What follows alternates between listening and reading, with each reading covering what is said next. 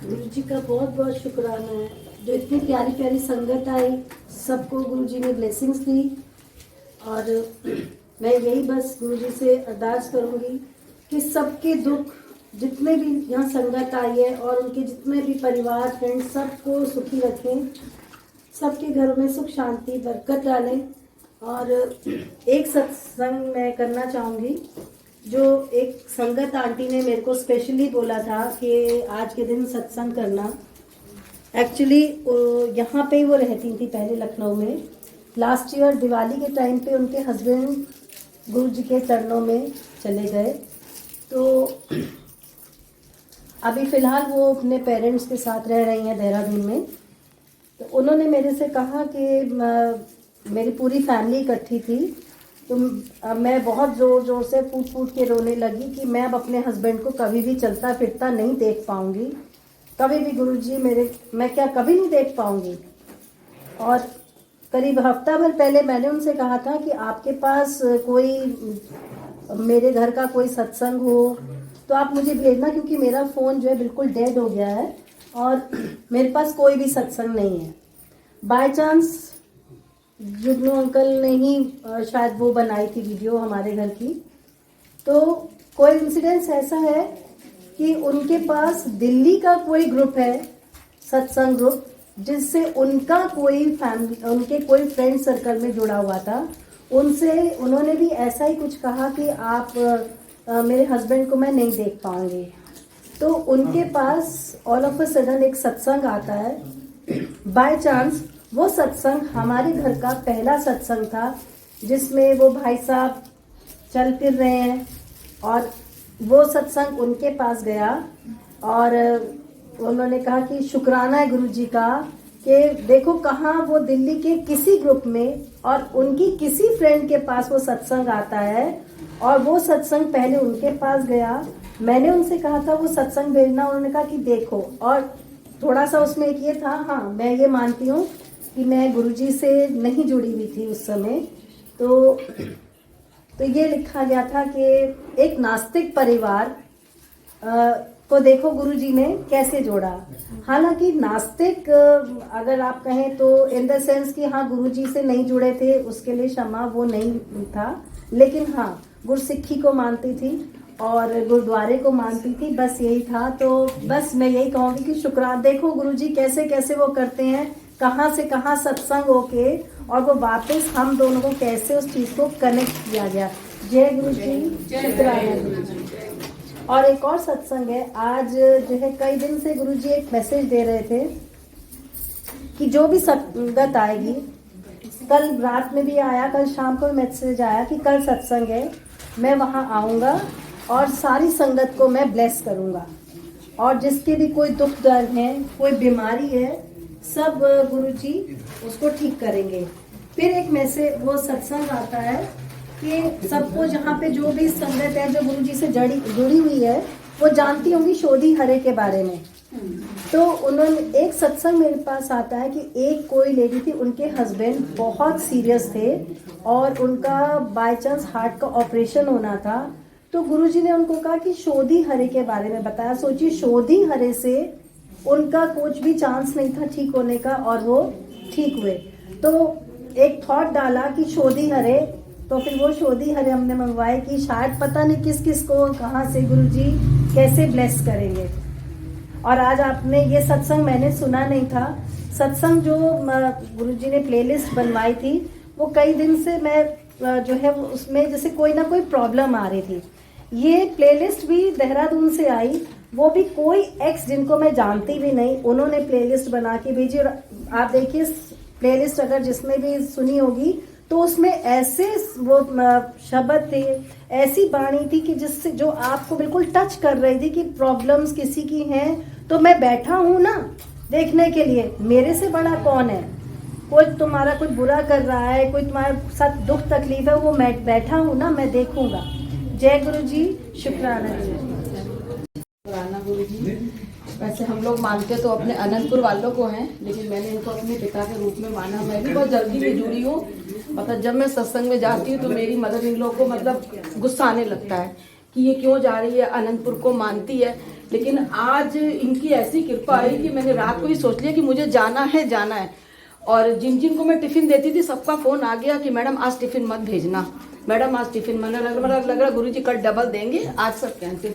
और सासू माँ भी इतनी खुश, कुछ भी नहीं, मैं रात का खाना भी बना के आई, शायद मुझे 7 बज जाएंगे, और वो कुछ ही नहीं बोली। मेरे रूम में धूप पे बैठी हूँ, मैं तैयार हो रही हूँ, कह रही कैसे जाओगी, मैंने कहा बाइक से जाएंगे।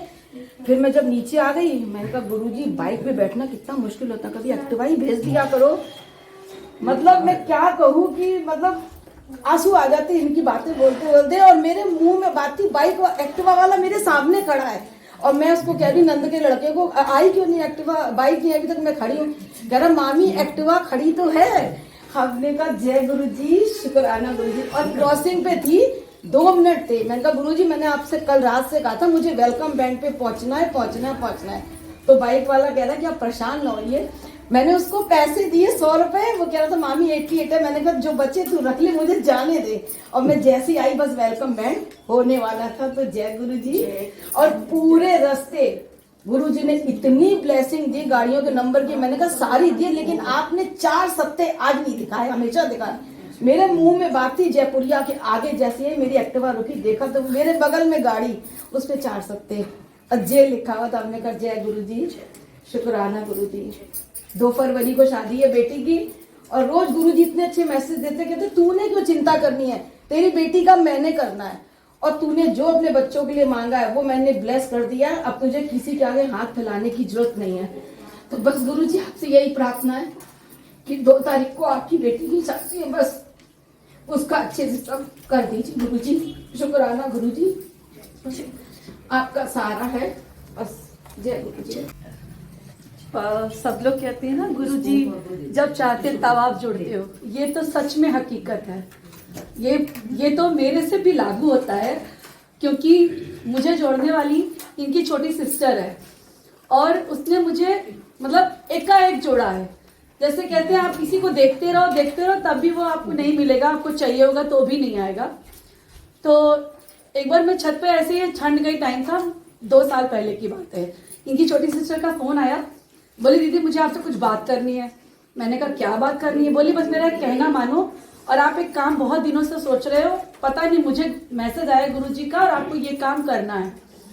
मैंने कहा ठीक है, विश्वास तो विश्वास, तुम्हारे विश्वास पे मेरा विश्वास, मैं भी कर। मैंने उसकी वो बात मानी और मैंने अपना काम किया जो उसने कहा। और फिर जीवन में ऐसे ऐसे बदलाव गुरुजी ने किए हैं कि मतलब हम सोचते हैं वो। और एक बार मेरे मन में बड़ा ख्याल आ रहा था कि सब लोग कहते हैं मेरा इतना सत्संग का शुक्राना, ये नंबर का। मैं बैठी सोचती, मैंने कहा जरूर देखते समय जब वो गुरुजी नहीं सोचते हैं तो ये लोग शुक्राना में गुरुजी क्यों सोचते हैं, इतने नंबर का शुक्राना, इतने नंबर का। उसी समय थोड़ी देर बाद एक सत्संग सुना, उसमें एक आंटी ने बोला गुरुजी आपको देते समय नहीं सोचते तो आप लोग शुक्राना गिन के मत किया कीजिए, आप लोग भी शुक्राना ऐसे किया कीजिए कि वो दे रहे हैं और हम उनका शुक्राना कर रहे हैं। तो ये आज हमसे बोली कि आपको बैंड में पहुंचना है, मेरा मन कह रहा है। मैंने तुरंत उनकी तरफ देखा जो स्वरूप मेरे घर पे है। मैंने कहा गुरुजी वो तो बोल रही हैं कि आपको बैंड में पहुंचना है, मगर जो मेरा घर का बच्चा गया है वो अभी स्कूल से नहीं आया, मैं कैसे चली जाऊं, अब आप बताओ। तो जब मैंने कहा, अब मैं बेटी आई, मैंने उसको सब करने के बाद जब मैं घर से निकली तो यहाँ तक जब वो लाया, हुसड़िया तक जब ले आया, मैंने कहा गुरुजी क्या बात है, क्या गलत रास्ता तो नहीं है, लंबा रास्ता तो नहीं है। जस्ट सामने 777 की मेरे पास 3 गाड़ियां चल के आई, आगे आगे बिल्कुल। उन्होंने दिखा दिया कि मैं तेरे साथ हूँ, तू देर से भी नहीं आ रही है, तो बिल्कुल करेक्ट जगह सही टाइम पे अपने पहुंच जाएगी, और मैं तेरे साथ चल रहा हूँ, तो वहां पहुंची या नहीं पहुंची इससे कोई मतलब नहीं है, बट मेरे पास तू आ गई है। तो ये उनका कमाल है। और मेरा बहुत छोटा सा तो काम था, लेकिन उनके लिए था छोटा सा, मेरे लिए बहुत बड़ा था। मुझे आज कुछ चाहिए था, उन्होंने उस चीज को कैसे पूरा किया कि मेरे मकान की रजिस्ट्री होनी थी और हस्बैंड बोले मेरे पास कुछ नहीं है, मैं नहीं कर पाऊंगा अभी।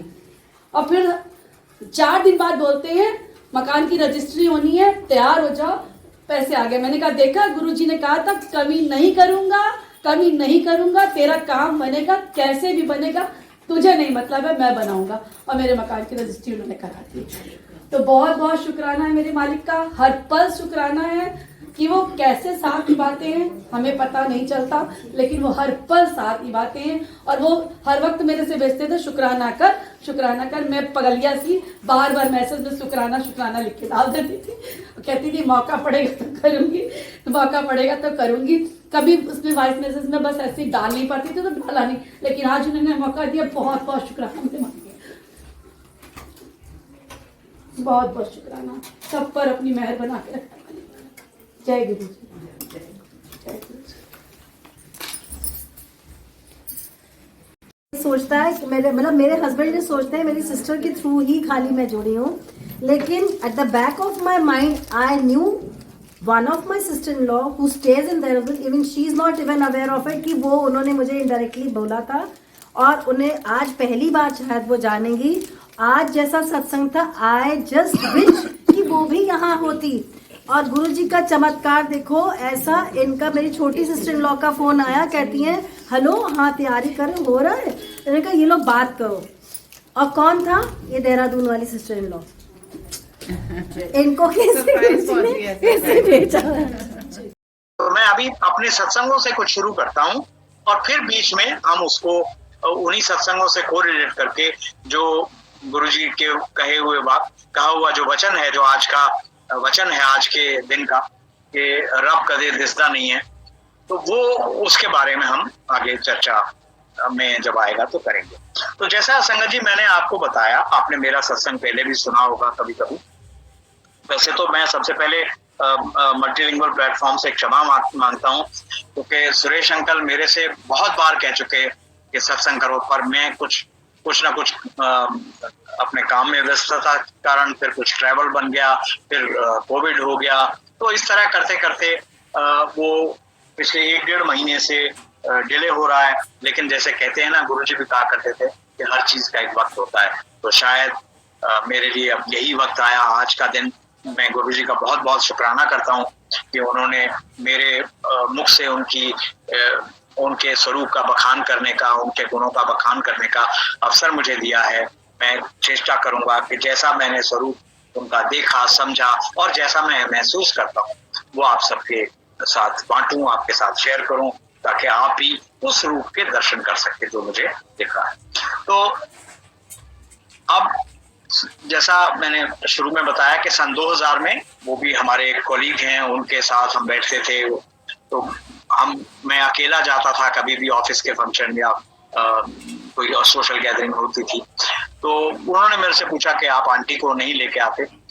वो मेरे से उस वक्त तो वो आंटी अंकल नहीं जानते थे गुरुजी का, लेकिन चूंकि मैं उनसे एज में बड़ा था, कोई 15 साल, तो उन्होंने ही prefer to call my wife as aunty. तो मैंने उनको बताया कि मेरी वाइफ की तबीयत ठीक नहीं रहती है, ये प्रॉब्लम है, ये प्रॉब्लम, बहुत सारी मल्टीपल प्रॉब्लम चल रही थी। हमारी मैरिज हुई 1980 में, और 82 से इनको कुछ ना कुछ कॉम्प्लिकेशंस होनी आरंभ हो गई, मेडिकल कॉम्प्लिकेशन, जिसमें मतलब मैं उसको बहुत ज्यादा डिटेल में नहीं जाऊंगा, नहीं तो फिर वो समय सीमा का भी ध्यान रखना होता है, और बहुत सारे सत्संग है गुरुजी की कृपा के, तो इसलिए मतलब मैं ज्यादा समय डिटेलिंग में नहीं जाऊंगा। तो वो हमने देखा, जब तक हम गुरुजी के पास जाते तब तक आंटी के 5 सर्जरीज हो चुकी थी, मेजर सर्जरीज, और इसके अलावा वो उस वक्त इनको खाना कोई डाइजेस्ट नहीं होता था, क्योंकि एक प्रॉब्लम होती है हाइटस हर्निया, जिसमें खाना जो है वो ऊपर की तरफ आता है। जब आप खा लेते हैं आपको स्लांटिंग बेड पे सोना पड़ता है, आपको खाना मतलब सोने से पहले 2-3 घंटे पहले खाना खाना होता है, ताकि वो फूड पाइप से ऊपर की तरफ ना आए। तो ये सब चल रहा था। तो तब हमें गुरुजी के दरबार का पता लगा। गुरुजी के दरबार में वो लेके गए हमें, उन्होंने बड़े अच्छे से हमें सारी बातें समझाई कि गुरुजी के दरबार में जाओ, उनसे कुछ कहना नहीं है, वहाँ जो कुछ मिले प्रसाद लंगर वो सब खाना है।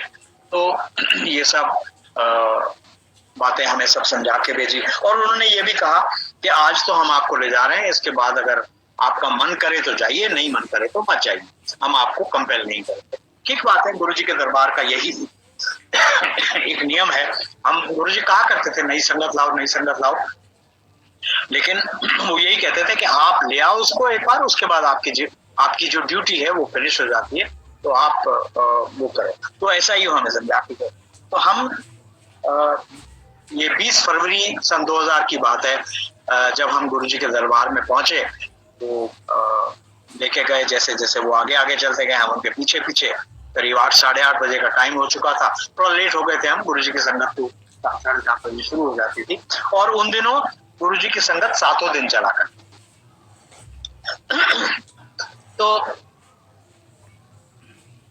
वो जैसे ही वहां एम्पायर स्टेट के प्रांगण में हम पहुंचे, तो वहां जहां हम शूज टेक ऑफ करते हैं, तो वहां एक बहुत सुंदर, एक बहुत अच्छी सी खुशबू आ रही थी। आप अंदाजा लगाइए कि वहां इतने सारे जोड़े पड़े हैं, लेकिन उस माहौल में एक खुशबू आ रही है, और अंदर एक म्यूजिक सिस्टम पर शब्द कीर्तन चल रहा है, जिसकी आवाज बाहर कहाँ।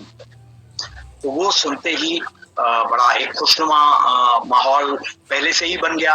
और फिर जैसे ही हम एम्पायर स्टेट, जो आप लोग तो सब जाते ही रहते होंगे, उन्होंने देखा हुआ है कैसे जैसे ही आप एंटर करते हैं और फिर आगे जा करके यू टर्न दे करके और फिर गुरुजी के सिंहासन की तरफ जाते हैं। तो वही दरबार सजा हुआ था, शब्द चल रहा था, जो मांगे ठाकुर अपने थे सोई सोई देवे। भाई हरबंस सिंह जी का जो शब्द है व्याख्या वाला, वो चल रहा था, सोई सोई देवे जो मांगे ठाकुर अपने थे। तो ये शब्द सुना तो एक मन में एक एहसास, एक एश्योरेंस पैदा हो गई कि मैं सही जगह आ गए हैं। माथा, उन्होंने भी माथा टेका, हमने माथा टेका, माथा टेक करके हम बैठ गए जहां जहां जगह मिली सबको। और उसके बाद थोड़ी देर बाद चाय प्रसाद हम सबको मिला, चाय प्रसाद पिया। फिर गुरुजी उस वक्त, जैसा मैंने बताया कि 7 दिन संगत होती थी, मंडे टू संडे, और हम लोग गुरुजी अपने हाथों से करीब करीब डेली अपने हाथों से प्रसाद दिया। उस दिन कड़ा प्रसाद था, हमारे को बुला के, और वो बुला के देते सबको। ऐसा नहीं कि आप मतलब पहले ऐसा नहीं होता था कि सब उठ के लाइन में लग जाए। वो गुरुजी के पास पड़ी होती थी थाल, वो बुलाते थे और दे देते थे, सबको बुलाते थे और सबको वो प्रसाद दिया। बाहर जाके हमने प्रसाद खाया, मैंने तो खा लिया। लेकिन और जैसा आप लोग भी जानते हैं, आपने सुना भी होगा कई सत्संगों में कि गुरुजी एक हाथ से प्रसाद देते थे, हमारे दोनों हाथों में समाता नहीं। तो मैंने तो कंज्यूम कर लिया, लेकिन आंटी के लिए थोड़ा मुश्किल हो रहा था। बट धीरे धीरे धीरे she took her own time to have that prasad. तो वो धीरे धीरे करके वो प्रसाद खाया और फिर हम जाकर के अंदर बैठ गए। और थोड़ी देर बाद लंगर का समय हो गया, और लंगर के लिए मतलब इससे पहले कि मैं ये और बताऊं, एक तो ये कि वहां का जो दरबार का जो अनूठा स्वरूप है, जैसा मैंने बताया कि बाहर से ही खुशबू आने लगी, शब्द कीर्तन सुनाई पड़े, और जैसे ही हमारी नजर, हमने गुरुजी पर पहली दृष्टि अपनी डाली, तो गुरुजी तो की दृष्टि तो हम पर पता ना जाने कब से पड़ी हुई है, लेकिन जैसे ही पहली दृष्टि हमने उनके ऊपर डाली तो मंत्रमुग्ध जिसे कहते हैं वो मैं हो गया। हम देख के हैरान हो गए। हम देखिए, एक धारणा होती है कि गुरु कैसा होगा, गुरु गेरुआ वस्त्र पहने होगा, दाढ़ी बड़ी होगी, तो बैठे होंगे, प्रवचन करेंगे, कोई गुड़िया दे देंगे, कोई बभूति दे देंगे, कोई और उपाय बता देंगे, कोई मंत्र जाप बता देंगे, कुछ भी करेंगे। यही धारणा लेकर के मैं गया था। लेकिन देखा गुरुजी का इतना आलीशान स्वरूप, इतना भव्य स्वरूप, तो देख के ही पहले मतलब जब आप जैसे आप अपनी साधारण जिंदगी में भी होता है, हम किसी व्यक्ति से एकदम इन्फ्लुएंस हो जाते हैं, वो हमें अच्छा लगने लगता है। लेकिन गुरुजी की ऑरा तो दिव्य ऑरा, और वो हम सबको ऐसे कनेक्ट कर लेती थी, ऐसे जकड़ लेती थी अपने अंदर कि हम छुड़ाना भी चाहें तो छूट नहीं पाते थे। तो गुरुजी की महिमा, गुरुजी की कृपा ऐसी बनी हुई है हम सब पर कि वो एक बार जब हमें वो अपनी शरण में ले लेते हैं तो हमें छूटने नहीं देते। तो प्रसाद लंगर फिर उसके बाद खाया। अब लंगर में थोड़ी दिक्कत थी, क्योंकि आमतौर पर जो घर में खाना होता है, दाल रोटी सब्जी थोड़ी सी, उसमें मिर्ची नहीं होती, ऑयल नहीं होती, और जैसे मैंने आपको बताया कि प्रॉब्लम ये थी कि वो 7 बजे तक उसको खा लेना जरूरी था, तभी वो जाकर के सो सकते। और इस वक्त हम देख रहे हैं तो करीब करीब यही टाइम था, 9 बजे से ऊपर का टाइम। हमें लंगर छकने को मिला, लंगर छका, आंटी वही धीरे धीरे खा रही थी, तो थोड़ा सा उस वक्त मुझे उसको हेल्प करनी पड़ी। मैं उसके साथ जो उसका शेयर था उसमें से कुछ शेयर मुझे भी खाना पड़ा, लेकिन इतना स्वाद लंगर, वही जैसा रूटीन होती है, एक दाल, एक सब्जी, चटनी, मीठा, ये सब खा के हम गए फिर हाथ पा धो के। तो तब लंगर के बाद अपने आप से छुट्टी नहीं होती थी सॉरी। तो गुरुजी सबको बुला बुला के आज्ञा देते थे। अब हमारा भी समय आ गया, हमें गुरुजी ने उठाया और भेज दिया। अब हम घर पहुंचते हैं, घर में बच्चे वेट कर रहे हैं, वो जानना चाहते हैं क्या हुआ क्या हुआ, तो हमने उनको बखान किया। ऐसा करते करते करीब 11:30-12 बज गए, और 11:30-12 जब हो गए तो चिंता एक और लगी हुई थी कि क्योंकि इतनी देर से लंगर किया है, अब पता नहीं नींद आएगी नहीं आएगी, क्या होगा, वॉमिटिंग होगी, क्योंकि अक्सर ऐसा होता था ये सब। तो ये सब करते करते वो समय बीत गया, और उस रात गुरुजी की कृपा से हम दोनों को ऐसी नींद आई, मुझे ऐसा लगा जैसे पता नहीं कितने महीनों बाद, कितने सालों बाद हम ठीक से सोए, स्पेशली माई आंटी। क्योंकि मैं तो मेरे साथ तो इतनी दिक्कत नहीं थी, लेकिन उसके साथ रात को अक्सर बहुत प्रॉब्लम होती थी, क्योंकि उठ के बैठ जाना, खाना ऊपर को आता है। तो ये पहले दिन ही हमें गुरुजी ने अपनी शरण में ले लिया। पहले दिन क्या, पहली दृष्टि से ही हमें अपनी शरण में ले लिया, और उसके बाद हमें ये एहसास कराया कि तुम सही जगह आ गए हो और तुम्हारा कल्याण यही होना है। और गुरुजी अपनी बातों में अक्सर कहा करते थे, चल तेरा कल्याण हो गया, आ गया, हाँ जी, मतलब तेरा कल्याण हो गया। और जाते जब हम विदा लेते जाते थे, चलो जाओ छुट्टी होगी, ऐश करो जाओ। तो वो ये दो बातें उनकी इतनी महत्वपूर्ण हैं हमारी लाइफ के लिए, पूरे जीवन के लिए। कल्याण हो गया, जैसे वो आप सब जानते हैं कि गुरुजी जब भी अपने स्वरूप पर या कहीं भी वो अपने सिग्नेचर करते थे, अपने ऑटोग्राफ देते थे, तो उस पर यही लिखा होता है, ब्लेसिंग्स ऑलवेज। तो गुरुजी की तरफ से अनकंडीशनल लव, अनकंडीशनल ब्लेसिंग्स हैं हमारे लिए, और वो हमेशा के लिए हैं। हम अगर भटक भी जाएं तो भी गुरुजी हमें अपनी तरफ खींच लेते हैं, और उनकी ब्लेसिंग्स ही हमें आगे चल के रास्ते। तो ये सब हो गया, तो फिर अगले दिन से हम कैसे रुकते अब। लेकिन दुविधा मन में ये चल रही थी कि मैं क्या करूं, गुरुजी को कैसे कहूं, ये समझ में हमारे नहीं आ रहा था कि गुरुजी कैसे बिना कहे। बहुत अच्छे से समझाया था, सब कुछ उन्होंने कहा, नहीं कुछ कहने की जरूरत नहीं है, गुरुजी सब जानते हैं, सब समझ लेते हैं, इसलिए आप ये मत करो। तो ये सब होते हुए हमने फिर जाना शुरू कर दिया, और डेली जाते थे वहां। और लेकिन जैसा मैंने कहा, वही एक दुविधा मन में चल रही है कि क्या करें, मतलब गुरुजी से कहूं नहीं कहूं। रोज वही रूटीन, गुरुजी के हाथों प्रसाद मिलना, लंगर प्रसाद खाना, चाय प्रसाद, शब्द कीर्तन, गुरुजी की दृष्टि हम सब पर पड़ी, सारी संगत पर देखते रहना। तो इस औरा से हम सब जब आगे चल रहे थे तो बड़ा आनंदमय हो गया। लेकिन मैं मन में ऐसा करते करते 10-12 दिन 15 दिन बीत गए, मन में ये दुख लगी हुए, मन ही मन में प्रार्थना करूं कि हे प्रभु दया करो। एक भजन आपने भी सुना होगा, बड़ी देर भई कब लोगे खबर मोरे राम। तो ये भजन जो है वो चलता था मेरे मन ही मन में, और इससे अरदास निकलती थी, लेकिन फिर भी चल नहीं रही थी। तो एक दिन मैंने वो धृष्टता जिसे कहते हैं, गलती कह लो, धृष्टता कह लो, वो की, और गुरुजी को माथा टेकते वक्त मैंने कहा, गुरुजी आंटी मेरी बहुत बीमार रहती है। तो गुरुजी ने डांट दिया, मैं कोई अस्पताल खोल के रखे। मैं चुप हो गया, सन्न हो गया, क्योंकि ये एक्सपेक्ट नहीं कर रहा था, क्योंकि गुरुजी तो सबका कल्याण करते हैं। हमने जब से हमने जाना शुरू किया, ऐसे अनेक सत्संग हमने सुने, लोगों से भी जब बाहर खड़े होते थे, प्रसाद ग्रहण कर रहे होते थे, लोगों से बात होती थी, किसी का कैंसर ठीक हो गया, किसी का हार्ट ठीक हो गया, बहुत कुछ किया। तो मुझे थोड़ी हैरानी हुई कि गुरुजी ने मुझे ऐसा क्यों कहा कि मैं कोई अस्पताल खोल के रखा है। इसका मतलब मुझे बाद में समझ में आया। तो वही जो आप आज का जो वो है गुरु जी का वाक्य, उसको और इसको हम रिलेट करके आगे बात करेंगे। तो खैर एनीवे चुप लगा गया, मगर 2 दिन बाद हमें जब हम माथा टेक के जा रहे थे, आज्ञा ले रहे थे, तो गुरुजी ने कहा बड़ा मंदिर देखे? मैं कहा नहीं गुरुजी, चलो परसों शिवरात्रि का फंक्शन है, उत्थे बड़े मंदिर आना है सबने, ते उत्थे जाना, तो पूछ लो किसी को।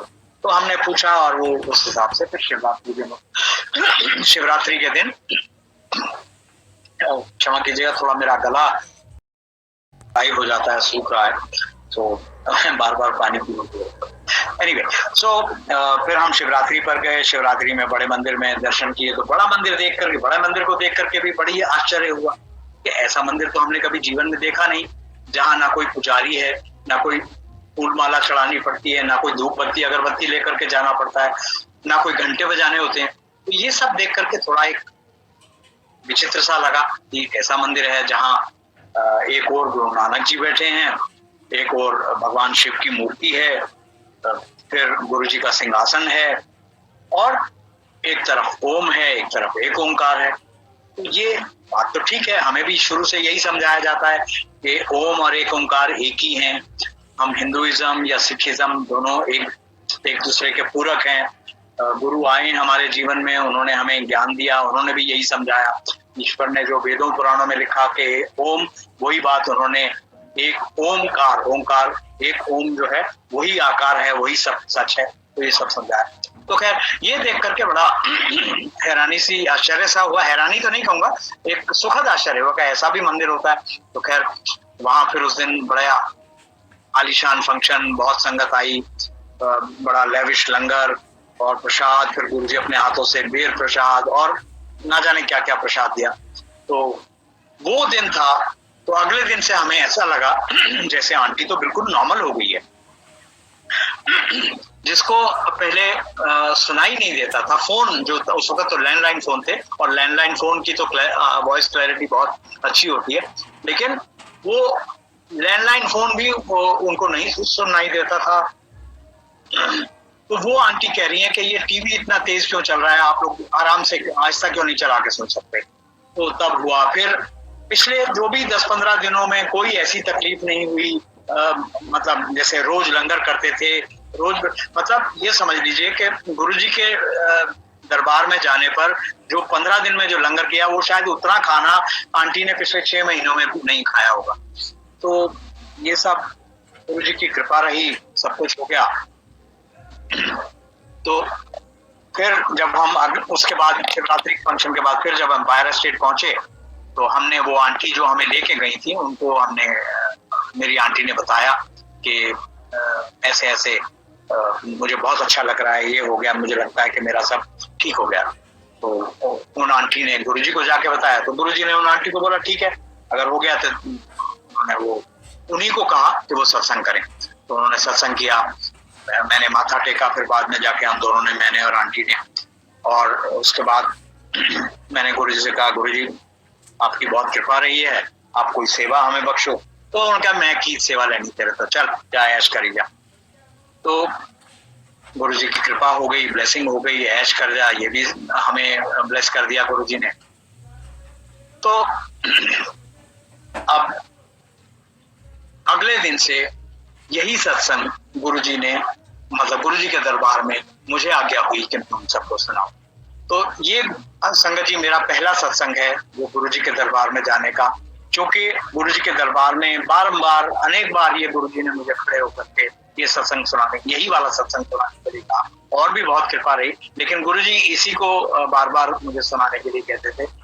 तो मुझे लगा कि मैं आज का जो आपके साथ का जो ये सेशन है वो इसी सत्संग के साथ आरंभ करूं, ताकि मतलब गुरुजी की जो कृपा मुझे मिली वो सब आपके साथ शेयर हो। और इसी सत्संग में एक छोटी सी बात मैं और जोड़ना चाहता हूँ। एक बार मैं गुरुजी के दरबार में जब ये सत्संग कर रहा था, तो गुरुजी, जब मैंने सत्संग यहीं समाप्त कर दिया, तो गुरुजी के पीछे से मेरी तरफ, मैंने जब गुरुजी की तरफ देखा तो गुरुजी मेरे से कहते हैं कि वो जिपर वाली गल भी तो सुना दे। तो पहले तो मुझे थोड़ी हैरानी हुई कि जिपर वाली कौन सी बात, तो फिर मैंने तो ऐसा कुछ कोई ना बात, मेरे जहन में भी कोई नहीं बात आ रही थी, और ना मैंने कभी ऐसी कोई बात सुनी।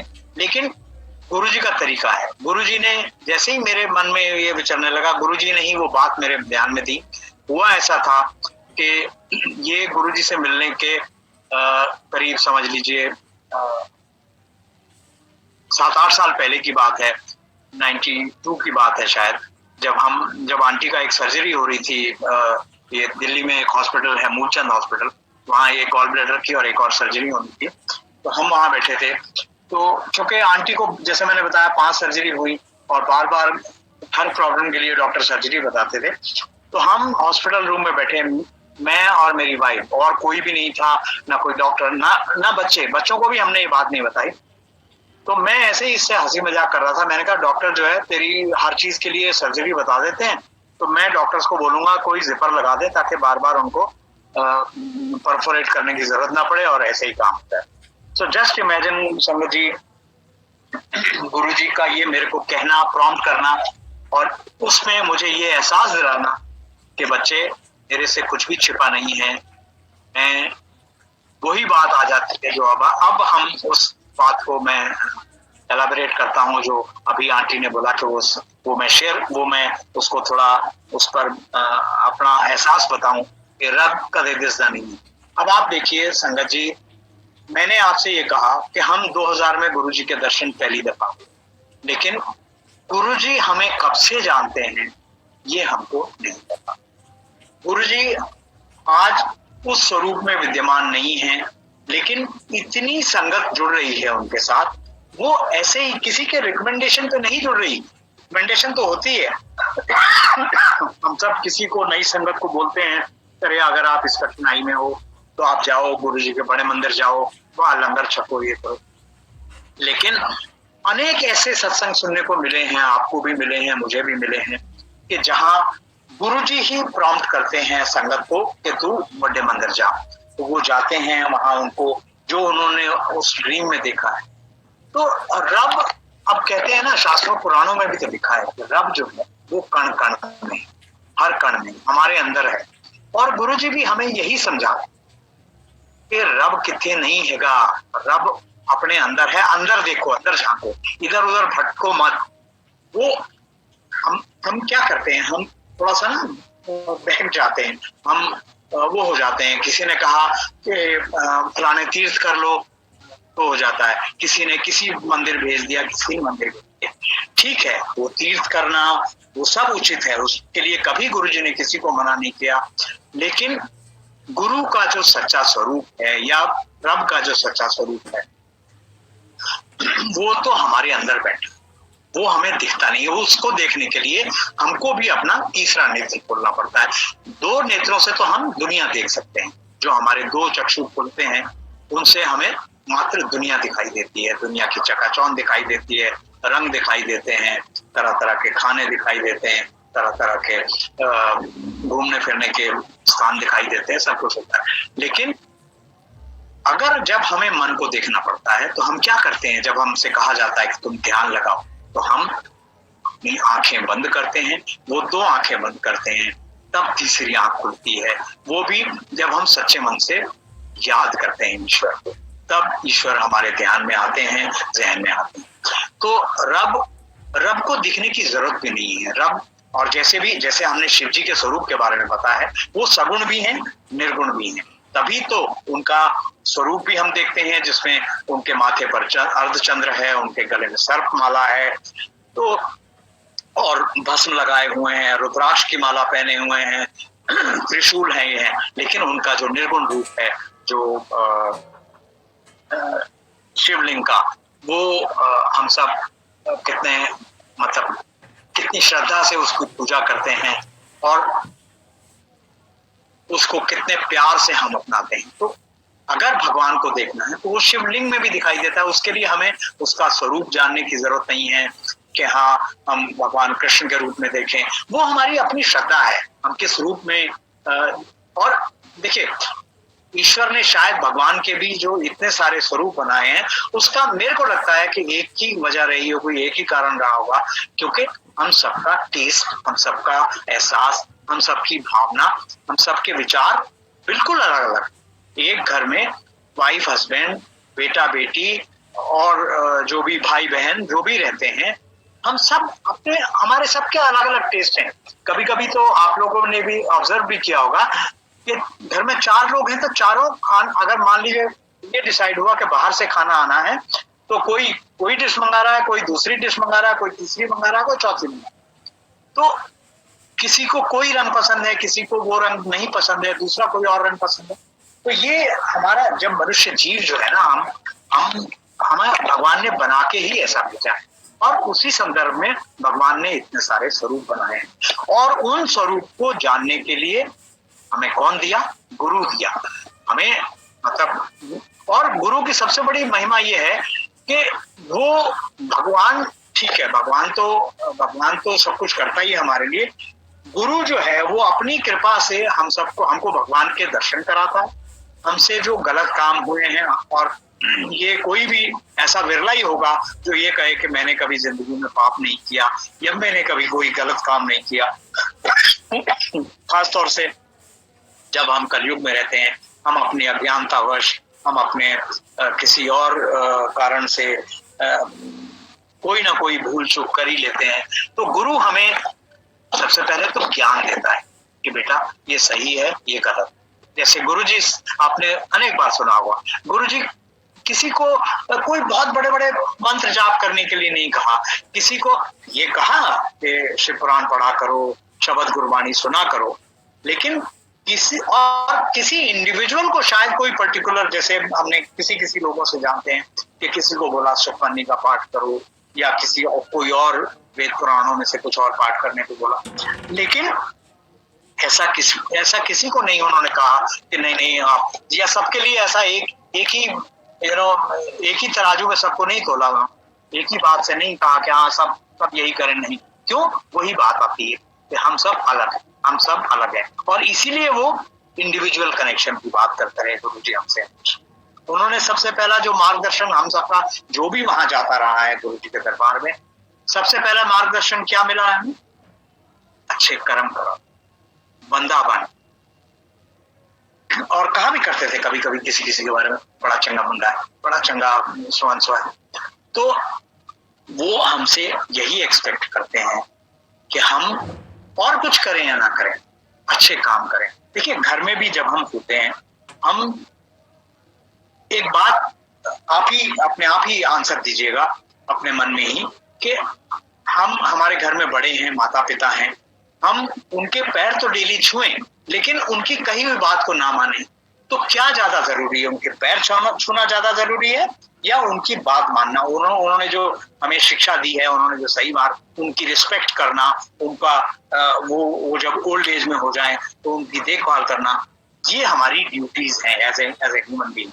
तो ये ज्यादा जरूरी है या उनके पैर छूना, या उनके लिए रोज सुबह हम उनके लिए फूलों की माला लेके आए और उनके सामने खड़े होकर के? तो यही गुरुजी ने कहा, ठीक है, रिचुअल्स की हमारी लाइफ में और स्पिरिचुअल लाइफ में एक जगह है, इसमें कोई डिनायल नहीं है, इसमें कोई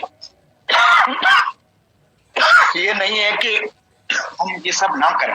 लेकिन उसको करने से पहले, जैसा गुरुजी कहते हैं हम सबको कि पहले मैं थानू रब नाल जान आया, वो यही कहते थे रब। क्योंकि हम, जैसा मैंने शुरू में भी कहा, कि हम तो जानते ही नहीं ना रब होता क्या है। हम तो उसको ऐसे स्वरूपों में देखा जिससे हमें वही बात हुई कि रब ये है जो हमें, रब बहुत बड़ी चीज दे सकती, वो है हमारा जो हमें भटकना है जीवन मृत्यु में उससे निवार सकता है रब, और विशेषकर गुरु। तो वो, क्योंकि देखिए इंसान का जीवन, आप लोग भी सब स्पिरिचुअल ज्ञान हासिल है, सब पढ़ते होंगे, आप सब ने भी पढ़ा होगा कि हम जीवन का जो अर्थ है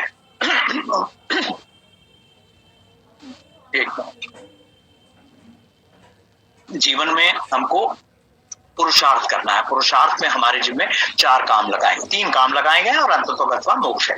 वो क्या काम है? धर्म, अर्थ, काम और मोक्ष।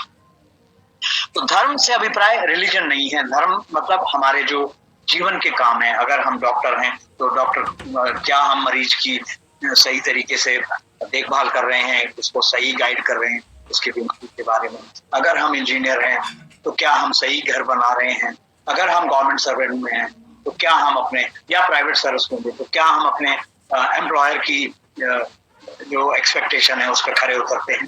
तो ये हमारा धर्म है। ऐसे ही घर में, सोसाइटी में, हम जिस सोसाइटी में रहते हैं वहाँ अपने आसपास का ख्याल रखना, गंदगी ना फैलाना और जो भी हमारी जिम्मेवारियां हैं वो करना, तो ये सब हमारे धर्म में आता है। हमारे अपने माता पिता का आदर करना, सम्मान करना, उनकी देखभाल करना, माता पिता का फर्ज ये होता है कि बच्चे जब छोटे होते हैं उनको बड़ा करना, तो ये सब हमारे धर्म।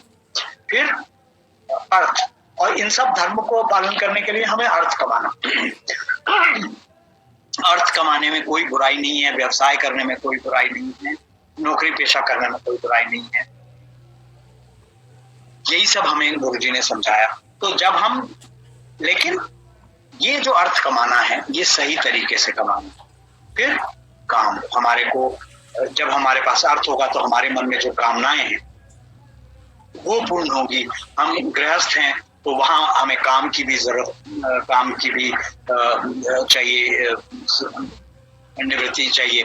तो ये सब करते करते जब हम इन तीनों चीजों को ठीक से पालन कर लेते हैं, तो चाहे हमने मंत्र जाप किया या नहीं किया, चाहे हमने वेद पुराण पढ़े या नहीं पढ़े, भगवान इतने दयालु हैं, वो ये देखते हैं कि मैंने इस जीव को भेजा था धरती पर, इसने अपने सारे काम ठीक से निभाए, और क्योंकि इन्हीं में ही भगवान का नाम है। यही काम अगर हम ठीक से करते हैं तो वो भगवान का जाप होगा। लेकिन हाँ, जब हम स्पिरिचुअली इंक्लाइन होना चाहते हैं, हम आगे बढ़ना चाहते हैं स्पिरिचुअल में, तो हमको ध्यान में बैठना, मंत्र जाप इत्यादि करना, ऐसा और जो भी पुराणों में लिखा हुआ है। हालांकि गुरुजी ने ये बस सब बातें हमें नहीं कही, सिवाय इसके कि हाँ, जैसे मुझे व्यक्तिगत रूप में बोला उन्होंने कि शिव पुराण पढ़ा कर, और उन्होंने मुझे शिव पुराण, जब मैं मुझे तो पता भी नहीं था कि शिव पुराण कहाँ से मिलती है, एक आंटी ने हमारे लिए अरेंज करी। उस शिव पुराण पर उन्होंने फ्रंट और लास्ट पेज में अपनी ब्लेसिंग्स दी, अपने हस्ताक्षर किए, तो बड़ा, और वो आप शिव पुराण जब हम पढ़ते हैं तो बड़ा आनंद आता है, उसमें बहुत ज्ञान की बातें हमें। तो जो संगत आप, आई एम श्योर आप लोग भी काफी आजकल काफी प्लेटफॉर्म पे शिव पुराण का पाठ होता है, तो आप सब लोग सुने। रीडिंग मल्टीलिंगुअल पेज पे भी बहुत टाइम हमने, मैं भी उसमें शामिल था, शिव पुराण का पाठ करते थे हम। तो अब मुझे, I am sorry, I am in touch, तो मुझे नहीं पता कि मल्टीलिंगुअल पेज पर किस समय शिव पुराण का पाठ होता है। अगर होता है तो मैं आंटी अंकल से कहूंगा कि वो थोड़ा सा सबको बता भी दें। तो शिव पुराण का पाठ करें, शब्द गुरबानी सुने। देखिए, सत्संग एक ठीक है, ये एक प्रथा है, लेकिन आजकल मैं ऑब्जर्व करता हूँ, मैं देखता हूँ कि हम लोग सत्संग सुनने में तो ज्यादा जुड़ते हैं, लेकिन जब तक वो शब्द गुरबानी चल रही है, देखिए गुरुजी का अगर सत्संग हो रहा है तो गुरुजी वहां तब से विद्यमान हो जाते हैं जैसे ही पहला शब्द चलता है या जैसे उनका सिंहासन रेडी होता है। तो मेरी एक रिक्वेस्ट है, हालांकि मैं भी गिल्टी हूँ, आज मैं भी बहुत देर से जुड़ पाया क्योंकि मेरी थोड़ी हेल्थ का इश्यूज थे और वाइफ की भी थोड़ी तबीयत ठीक नहीं थी, मैं भी बहुत देर से जुड़ पाया। लेकिन मेरी एक रिक्वेस्ट है कि हम सब लोग शब्द कीर्तन को बहुत सुने। आई एम श्योर कई लोगों को, और जैसे गुरुजी भी कहा करते थे कि शब्द कीर्तन सुनना जरूरी है, समझना इतना जरूरी है। क्योंकि कुछ लोग कहते थे गुरुजी वो समझ में तो आता नहीं, उन्होंने कहते हैं समझने वास्ते क्या कहते हैं। तो ये जो शब्द कीर्तन है या शिव पुराण का पाठ है या गुरुजी का जो मंत्र जाप है, ये हम जब भी करते हैं तो हमें अंदर एक क्लेंजिंग प्रोसेस है, हमारे शरीर का नहीं, हमारे मन का, हमारी आत्मा का। उसके ऊपर बहुत हमने मैल इकट्ठी कर रखी है, जन्मों जन्मों की, ना जाने कब की। ये तो बड़ी किस्मत है हमारी कि हमें गुरुजी मिल गए हैं और गुरुजी ने हमें अपनी शरण में ले लिया है। हमारा प्रोसेस चाहे स्पीड अप वाला हो, हेस्टेंड अप हो या स्लो प्रोसेस हो, लेकिन गुरुजी हमें उस प्रोसेस को गो थ्रू कराएंगे ही, ये मान के चलिए। और लेकिन हाँ, गुरुजी, देखिए गुरुजी ने ये कभी नहीं कहा कि नहीं आप जो है अपने जो आपकी जिम्मेवारियां हैं एज ए गृहस्थ, as a businessman, as a नौकरी पेशा आदमी, एज ए प्रोफेशनल, जो भी आपकी जिम्मेवारियां हैं उनको त्याग करके आप भगवान का नाम लेते रहो, ऐसा कभी गुरुजी ने कोई प्रीति नहीं की। गुरुजी ने यही कहा कि रब को जानो, रब ਤੁਹਾਡੇ अंदर बैठा है। जब समय मिले तब मंत्र जाप, तब मतलब कोई ना कोई पाठ करो, कोई ना कोई जाप करो। मैंने एक बार गुरुजी से एम्पायर स्टेट में हम बैठे हुए थे, तो उन्होंने मैंने वो शब्द चल रहा था कि मिठे लफ्ज़ गुरुजी तेरे बोल वेले अमृत दे। तो मैंने गुरुजी को कहा, मैंने कहा गुरुजी मेरे तो सवेरे उठा नहीं जाता। तो गुरुजी कहते हैं तय की करना सवेरे उठ के। मैं कहा गुरुजी देखो उन्हें तो शब्द सुने कि अमृत वेले दी महिमा, तो ये सब कहते कि जिस वेले तू रब कोल बैठा हो ना वही अमृत वेला। तो देखिए कितना पूर्ण बात उन्होंने कही। गुरुजी छोटी छोटी बात कहते थे लेकिन उतनी गहन होती थी, इतनी। वो यही समझाना चाहते हैं हमें, क्योंकि देखिए लाइफ में डिसिप्लिन होना, इस बात को कोई डिनाई नहीं कर सकता कि बहुत अच्छी बात है। हम सुबह उठें, एक अपना समय टाइम टेबल बनाएं कि इतने बजे से इतने बजे तक हमें पूजा पाठ करना है, स्नान ध्यान करना है, फिर उसके बाद ऑफिस जाना है। ये बहुत अच्छी बात है, रात को टाइम पर सोना, सुबह जल्दी उठना। लेकिन आज उनको गुरुजी जानते हैं कि आज का जो जीवन है ना वो बहुत कॉम्प्लेक्स है कलयुग में। आज अब ऐसे बहुत से लोग हैं, आपने देखा, जो रात की जो कॉल सेंटर्स वगैरह हैं उनमें रात की ड्यूटी होती है, जो ओवरसीज काम करते हैं। तो अब अगर वो सुबह नहीं वो उठ के वो कर पाते तो क्या करें? या कोई और है, जैसे मैंने ही अपने बारे में बताया कि मैं बहुत आलसी हूँ और मैं सुबह नहीं उठ पाता, तो उन्होंने कहा कि भगवान को याद करना ज्यादा जरूरी है बजाय इसके कि उसको एक स्पेसिफिक टाइम। अब होता क्या है कि जब हम डिसिप्लिन में आते हैं तो हम क्या करते हैं, वो 15 मिनट सुबह के बजट कर दिए, अगर वो उस टाइम पे हो गया, नहीं हुआ तो वो छूट जाता। इसी बात का उन्होंने खंडन किया, इसी बात को उन्होंने कहा कि ये ठीक नहीं। हमको गुरुजी को जब चाहें, जब हमारे को थोड़ा सा भी समय मिले हम याद करें। अब देखिए गुरुजी ने अपनी जो संगत लगाई वो शाम को लगाई, ये आपने पहले कभी नहीं सुना होगा कि कोई, लेकिन वो इसीलिए कि सब अपने कार्य व्यवहार से फ्री होकर के आए, वहां बैठे, शब्द गुरबानी सुने। तब तक जब आप काम फिनिश करके आ जाते हैं तो तब तक काफी बातें आपके जहन से निकल जाती हैं। आप वहां प्रसाद ग्रहण करें, लंगर करें, गुरुजी आपको ब्लेस करते हैं। आप यकीन करिए संगत जी कि जब हम जाकर के बैठते थे, मंशा नहीं होती थी ध्यान लगने की, लेकिन एक तो वहां इतने सुंदर माहौल होता था, इतना सुंदर वातावरण होता था कि अपने आप से आप शांत हो जाते थे अंदर ही अंदर। और जब मन शांत होता है उससे बेहतर समय नहीं होता ध्यान करते, आप भटकते नहीं हैं। हालांकि कई बार आंखें बंद हो जाती थी तो हमें कुछ संगत ने से ये भी समझाया कि अरे गुरुजी बैठे हैं, आप उनको देखो, आप आंखें क्यों बंद कर रहे हो? तो खैर ये अपना अपना एक तरीका होता है। अब आप आंखें बंद करके भी गुरुजी को देख सकते हो, आंखें खुली रख करके भी गुरुजी को देख सकते हो।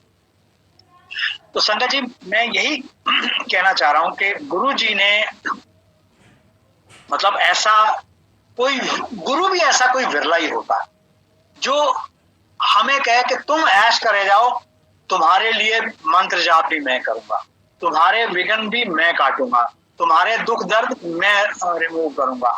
हालांकि इस बात को जानकर कई लोग जो हैं वो थोड़ा भ्रांतियां हो जाती हैं, नहीं नहीं मेरे को तो ये तकलीफ है, मैं तो डॉक्टर के पास जाना ही नहीं, गुरुजी ठीक करेंगे।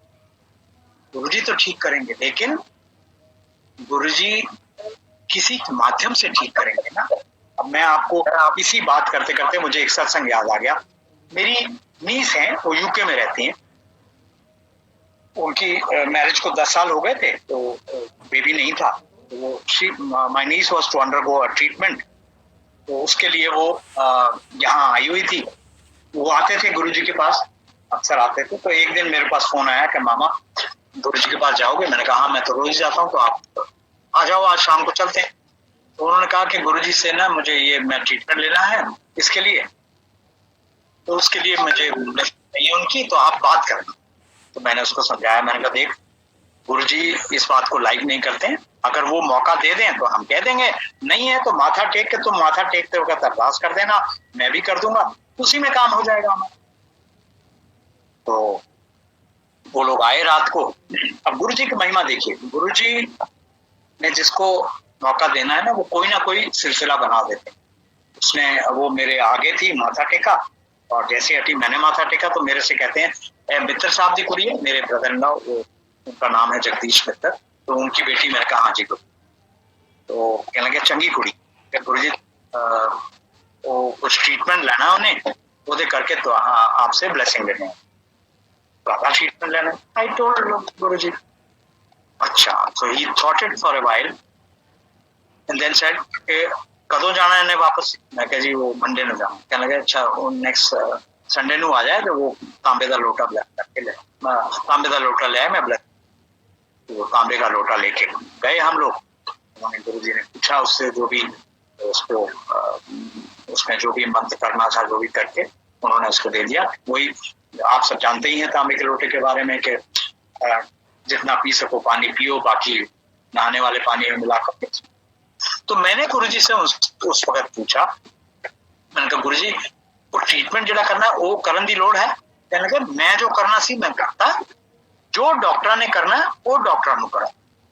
तो संगत जी ये नहीं है, ऐसी भ्रांति अपने मन में ये ना रखें। अब मान लीजिए मेरे को कोई मतलब दवा भी जो लगती है ना वो ईश्वर की कृपा से लगती है, तो ईश्वर की कृपा वो हम मतलब गुरुजी पर छोड़ दें। अगर गुरुजी को ये चाहिए होगा कि नहीं मुझे दवा की जरूरत नहीं है, वो ऐसे ही ठीक हो जाएंगे, तो वो कोई ना कोई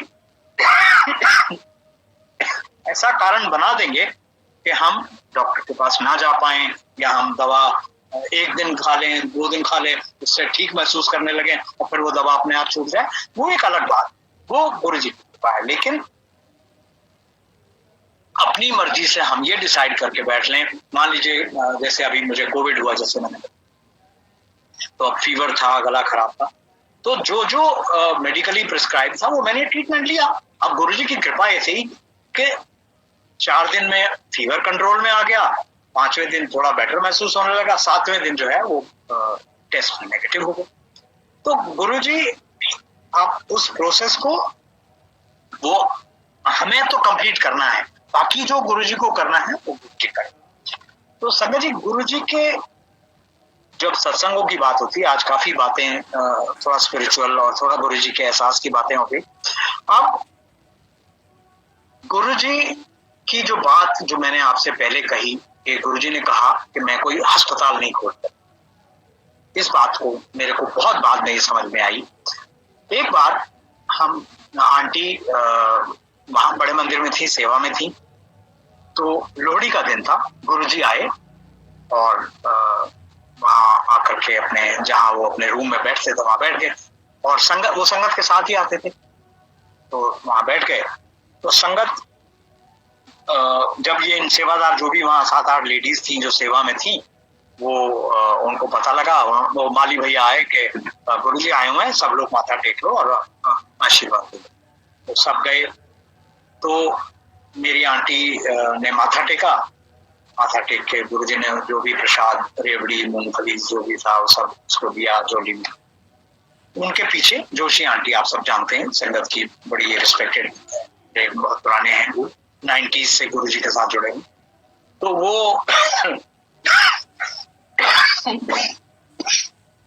I'm so sorry, तो वो पीछे थी, तो गुरुजी उनको कहते हैं कि देख ला गोपाल आंटी नु मरण चली सी, उनकी नी सोनी हो गई।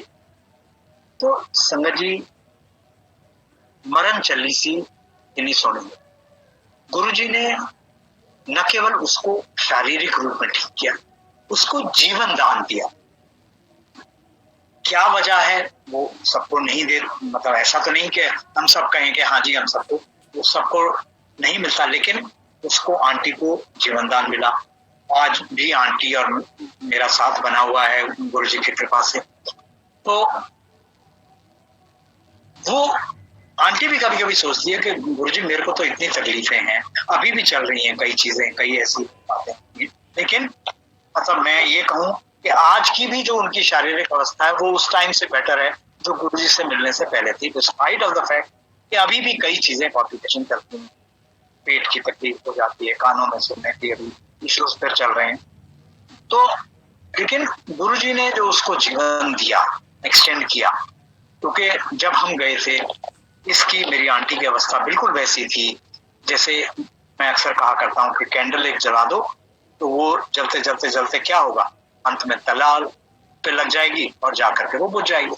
तो करीब करीब ऐसी स्टेज थी जब आंटी बिल्कुल बुझने वाली थी, तब गुरुजी ने अपनी शरण में दिया और उसको जीवन दान दिया। तो गुरुजी जैसा गुरुजी ने अक्सर हम सबको, मेरे ख्याल से most of us he told कि रब नू पहचानो, रब दे नाल अपना इंटरेक्शन बताओ, रब को मतलब रब के सही रूप में दर्शन करो। तो वो हमें, वो जो इस धरती पर आए, उन्होंने जो मानव रूप लिया और फिर हमें अचानक से छोड़ के भी चले गए इस मानव स्वरूप को समेट कर, वो किस लिए? वो इसलिए आए कि हम सब भक्ति मार्ग पर, स्पिरिचुअल मार्ग पर आगे बढ़े। ये जो शारीरिक दुख, बिजनेस के उतार चढ़ाव, नौकरी लगना ना लगना, चाइल्ड होना ना होना, तो ये सब जो है ये बहुत मामूली चीजें। जब हम उनके दरबार में हाजिरी लगाते हैं, रोज लगानी चाहिए, आप चाहे घर में अपना मंदिर पे लगाते हैं या बड़े मंदिर जा करके लगाते हैं या जलंधर मंदिर या डुगरी मंदिर या कहीं भी, लेकिन रोज तो हम वहां नहीं जा सकते। रोज तो अपने घर में ही उनके स्वरूप को, आई एम श्योर हम सब ने उनके स्वरूप को अपने मंदिर में स्थान दिया हुआ है। तो उनको जब हम करते हैं तो वो जब हम नीवे होकर के उनके पास जाते हैं तो ये सब मामूली चीजें हैं उनके लिए कि किसी को कहना तो मुंडा ले ले। मेरे भी 2 ग्रैंडसन हैं अभी, ये सब गुरुजी के दिए हुए। मेरे बच्चों, जब जैसे मैंने बताया बच्चे छोटे थे, जब हम स्कूल गोइंग थे, जब हमने गुरुजी के पास जाना शुरू किया, गुरुजी ने उनकी एजुकेशन का, उनकी जॉब का, मेरी आंटी की हेल्थ का तो मैंने बताया, मेरी अपनी हेल्थ का भी पीछे लास्ट ईयर इशू हुआ, उससे गुरुजी ने मुझे उबारा। मैंने अपनी नीस का जो बताया उसको उन्होंने ब्लेस किया, नीस का वो इनकम्प्लीट रह गया वो सत्संग, गुरुजी ने नीस को ब्लेस किया। अब ये बात है दिसंबर 2006 की। फिर मई 2007 में गुरुजी ने महासमाधि ले ली। जय गुरुजी, शुक्राना गुरुजी, ब्लेसिंग ऑलवेज गुरुजी। अंकल जी का लख लख शुक्राना। अंकल जी बहुत प्यारे सत्संग सुनाए, गुरुजी की ब्लेसिंग सुनाए, गुरुजी कैसे आशीर्वाद देते हैं। गुरुजी हमेशा अंकल जी को ऐसे ब्लेस करते रहें। लख लख शुक्राना गुरुजी का। जय गुरुजी।